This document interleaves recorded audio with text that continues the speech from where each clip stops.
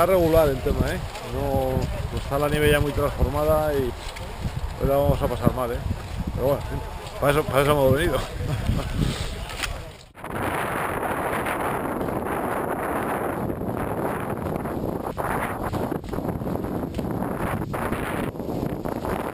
Pues nada, estamos ahí en el avituallamiento del kilómetro 15, estamos un poco asfixiados, hace mucho calor, la nieve de momento está aguantando, pero se nos está haciendo un poco pesado ya.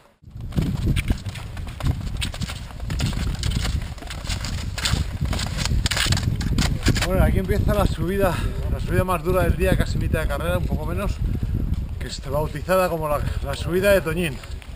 Vamos a verla.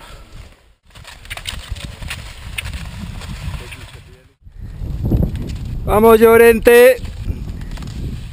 Se ha rendido, Totalmente.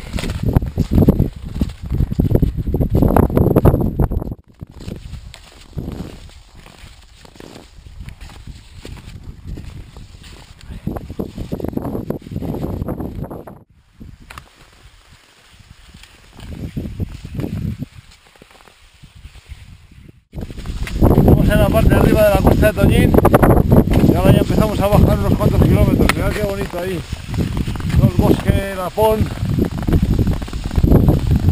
las montañas de Palas. Venga, vámonos.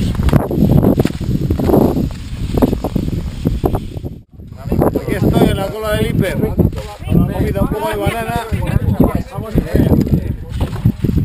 un poco de pepinillo. Bueno, ya casi no paramos más, nos quedan 15 kilómetros aproximadamente, estamos en el último lago helado y solamente hemos parado para que lo veáis.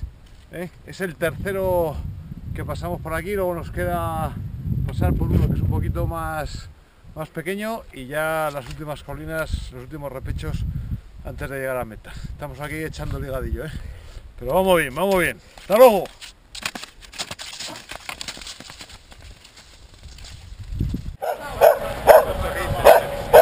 Tässä maaliin sitten jälleen Espanjan poike José Luis Llorente.